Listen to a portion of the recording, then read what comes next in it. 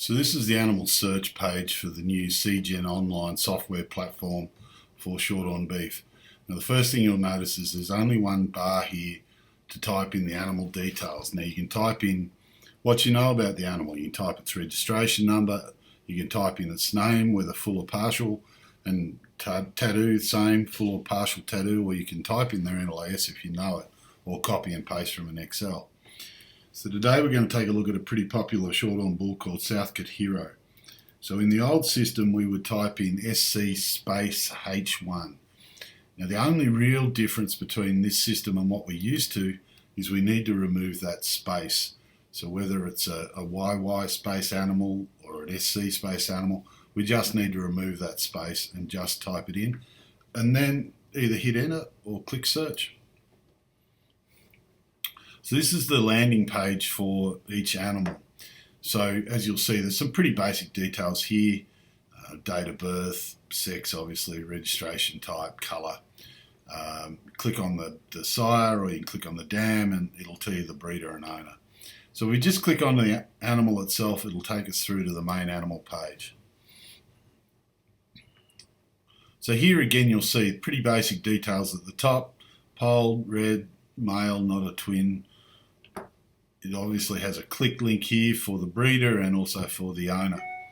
But it's these tabs along here that are the main ones we use to drive all the information searches on the animal page. So this is the pedigree tab, and as you'll see, these links are all clickable, so you can click on any one of these you want and it'll take you through to look at that animal's details. So at the top here we have the EPD tab. So click on the EPD tab and you'll notice it's broken into three sections. So there's growth, carcass and percentile ranks. Now we have three lines under the EPD headings. So EPD itself is like EBV, we're used to that. Accuracy comes in at 0.59 for Carving Ease Direct for Hero. That's the same as saying 59%. So the accuracy values are essentially reporting exactly the same thing. The only difference you'll notice, particularly on non-parent animals, is the accuracy is a little bit lower than we're used to. And the reason is that IGS calculate what's called a true accuracy. So certainly on the non-parent animals, you'll see them a little bit lower than we're used to, but don't worry about that. It's just a different way of calculating accuracies, gives us a more accurate accuracy. The bottom line is the new one, and that's this rank percentage. Now rank percentage is something that is much easier for us to use than the EPD values themselves. So rather than having to learn a whole heap of new numbers, we can just use the rank percentage to tell us where that animal sits for that trait. So if we look at a bull like Hero again, so Carving Ease Direct, he has an EPD of 13. Now what's really important about that is that any animal in the IGS system, that EPD value will be directly comparable to theirs. So it doesn't matter if it's a Canadian Angus or a US Simmental.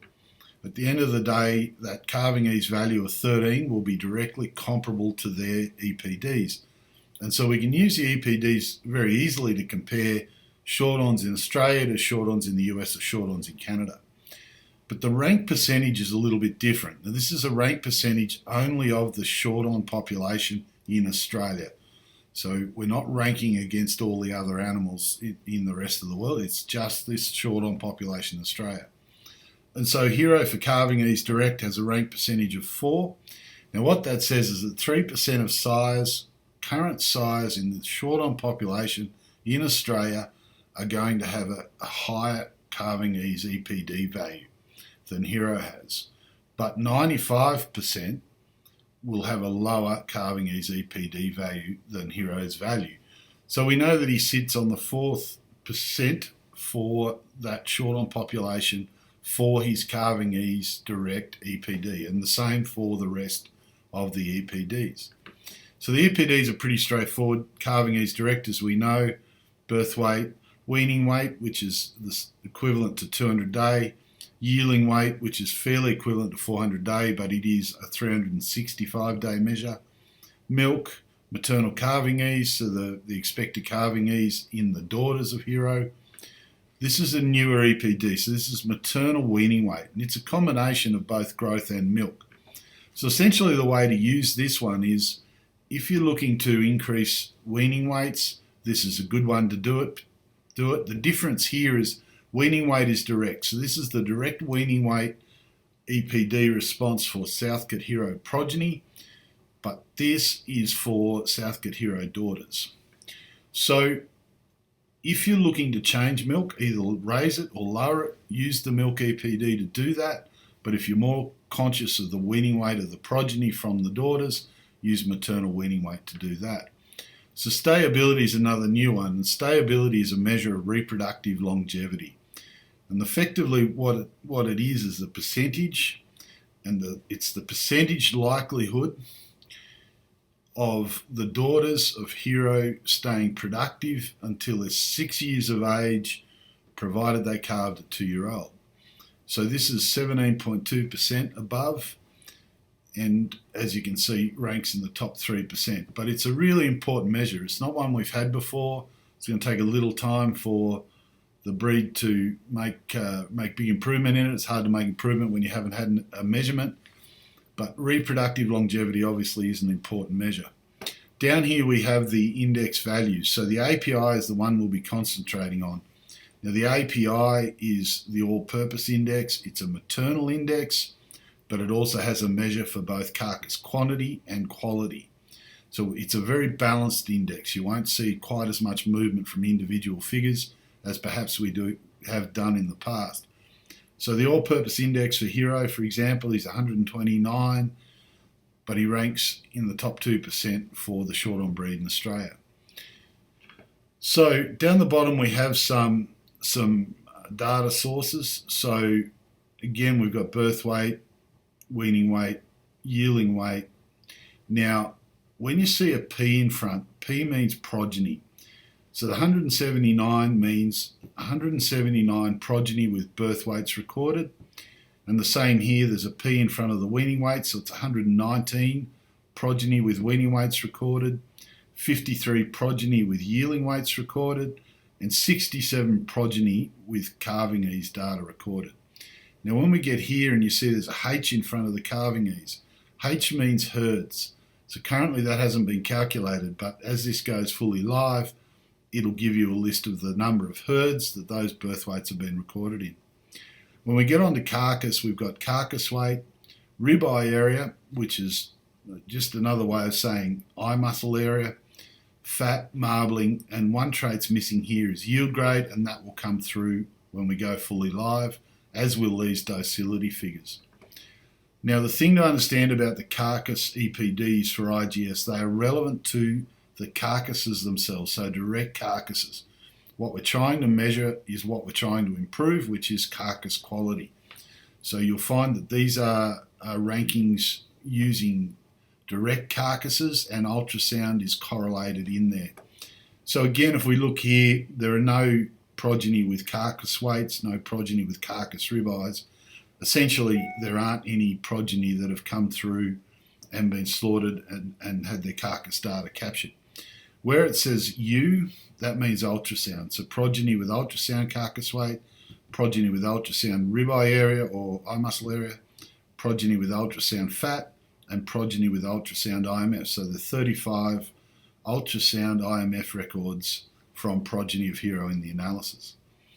In the percentile ranks, this is just a graphic way of looking at it. So anything that's blue is going to be below breed average. Anything green is going to be above breed average. And as you can see for Hero, mostly he's above breed average for the majority of traits. And down the bottom we have the breed average for the EPD values themselves. So that's the EPD tab. The next tab along is the performance tab. So performance gives you raw data on the bull that's been submitted. Now, whilst the EPDs are reported in pounds, and again focus on the rank percentage, the actual raw data is always in metric. So we'll record everything in metric. The software will convert that before it's loaded into the IGS system. So we know that he was 38 kilos when he was born. He had a weaning weight of 311 kilos, but he had an adjusted weight of 304. Now the adjusted weight is adjusted back to an age constant within that contemporary group. So sometimes we'll see this a little higher or a little lower than the actual weaning weight. It's this adjusted weight that gets used in the EPD valuation. So for weaning weight, he ranked 12. So he was the 12th heaviest at weaning time out of a contemporary group number of 47. So there were 47 in his contemporary, and he ranked number 12. Had an average daily gain of 1.33 kilos per day. AID means age in days. So he was 206 days old when the weaning weight was taken. So yielding weight, again, 492 kilos. His adjusted weaning weight was 486. That ranked him second for yielding weight out of a contemporary group of 28 animals. He had an average daily gain. Now this is 0.91 here to yielding weight. And his age in days when the record was taken, he was 405 days old. So lab results. Now we haven't loaded the lab results. They will be in the live version, but here's where you'll get all the DNA tests. So you can check which animals have been DNA'd, which animals haven't been. Up here we have a progeny tab. So we know there are 215 results, 215 progeny. The progeny are displayed on 20 at a page.